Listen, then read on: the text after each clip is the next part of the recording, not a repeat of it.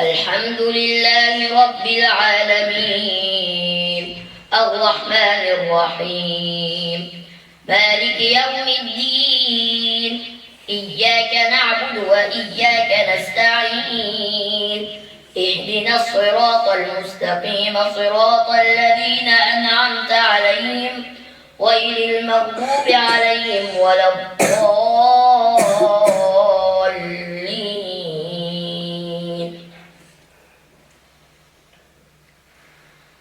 حميم.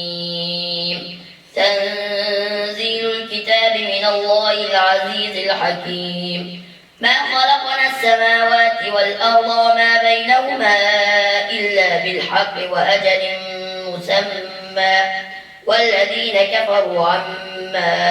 أنذروا معرضون. قل أرأيتم ما تدعون من دون الله أروني ماذا خلقوا من الأرض أم لهم شرك في السماوات ائتوني بكتاب من قبل هذا أو أثارة من علم إن كنتم صادقين. ومن أضل ممن يدعو من دون الله من لا يستجيب له إلى يوم القيامة وهم عن دعائهم غافلون. وإذا حشر الناس كانوا لهم أعداء وكانوا بعبادتهم كافرين. وإذا تتلى عليهم آياتنا بينات قال الذين كفروا للحق لما جاءهم هذا سحر مبين. أم يقولون افتراه قل إن افتريته فلا تملكون لي من الله شيئا هو أعلم بما تفيضون فيه كفى به شهيدا بيني وبينكم وهو الغفور الرحيم. قل ما كنت بدعا من الرسل وما أدري ما يفعل بي ولا بكم إن أتبع إلا ما يوحى إلي وما أنا إلا نذير مبين. قل أرأيتم إن كان من عند الله وكفرتم به وشهد شاهد من بني إسرائيل على مثله فآمن واستكبرتم إن الله لا يهدي القوم الظالمين. وقال الذين كفروا للذين آمنوا لو كان خيرا ما سبقونا إليه وإذ لم يهتدوا به فسيقولون هذا إفك قديم. ومن قبله كتاب موسى إماما ورحمة وهذا كتاب مصدق لسانا عربيا لينذر الذين ظلموا وبشرى للمحسنين. إن الذين قالوا ربنا الله ثم استقاموا فلا خوف عليهم ولا هم يحزنون أولئك أصحاب الجنة خالدين فيها جزاء بما كانوا يعملون. ووصينا الإنسان بوالديه إحسانا حملته أمه كرها ووضعته كرها وحمله وفصاله 30 شهرا حتى إذا بلغ أشده وبلغ 40 سنة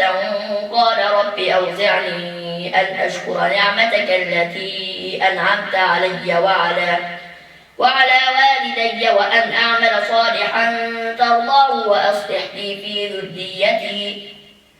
إني تبت إليك وإني من المسلمين. أولئك الذين نتقبل عنهم أحسن ما عملوا ونتجاوز عن سيئاتهم في أصحاب الجنة وعد الصدق الذي كانوا يوعدون. والذي قال لوالديه أف لكما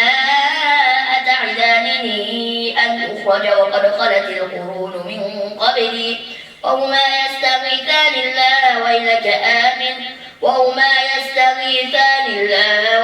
آمن إن وعد الله حق فيقول ما هذا إلا أساطير الأولين. أولئك الذين حق عليهم القول في قد خلت من قبلهم من الجن والإنس إنهم كانوا خاسرين ولكل درجات مما عملوا وليوفيهم أعمالهم وهم لا يظلمون ويوم يعرض الذين كفروا على النار أذهبتم طيباتكم في حياتكم الدنيا واستمتعتم بها فاليوم تجزون عذاب الهون بما كنتم تستكبرون في الأرض بغير الحق وبما كنتم تفسقون واذكر أخا عاد إذ أنذر قومه بالأحقاف وقد خلت النذر من بين يديه ومن خلفه ألا تعبدوا إلا الله إني أخاف عليكم عذاب يوم عظيم قالوا أجبتنا لتأفكنا عن آلهتنا فأتنا بما تعدنا إن كنت من الصادقين قال إنما العلم عند الله وأبلغكم ما أرسلت به ولكني أراكم قوما تجهلون فلما رأوه عارضا مستقبل أوديتهم قالوا هذا عارض ممطرنا بل هو ما استعجلتم به ريح فيها عذاب أليم تدمر كل شيء بأمر ربها فأصبحوا لا يرى إلا مساكنهم كذلك نجزي القوم المجرمين ولقد مكناهم في ماء مكناكم فيه وجعلنا لهم سمعا وأبصارا وأفئدة فما أغنى عنهم سمعهم ولا أبصارهم ولا أفئدتهم من شيء إذ كانوا يجحدون بآيات الله وحاق بهم ما كانوا به يستهزئون ولقد أهلكنا ما حولكم من القرى وصرفنا الآيات لعلهم يرجعون فلولا نصرهم الذين اتخذوا من دون الله قربانا آلهة بل ضلوا عنهم وذلك إفكهم وما كانوا يفترون وإذ صرفنا إليك نفرا من الجن يستمعون القرآن فلما حضروه قالوا أنصتوا فلما قضي ولوا إلى قومهم منذرين قالوا يا قومنا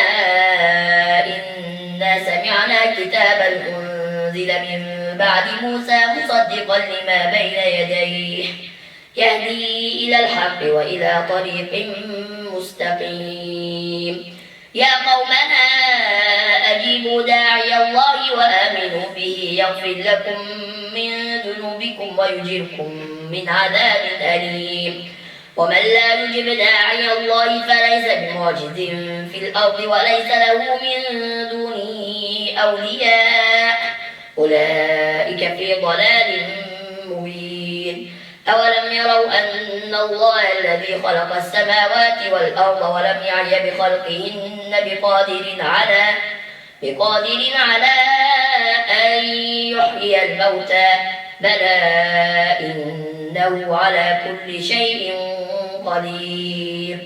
ويوم يعرض الذين كفروا على النار أليس هذا بالحق قالوا بلى وربنا قال فذوقوا العذاب بما كنتم تكفرون فاصبر كما صبر أولو العزم من الرسل ولا تستعجل لهم كأنهم يوم يرون ما يوعدون لم يلبثوا إلا ساعة من نهار بلاغ فهل يهلك إلا القوم الفاسقون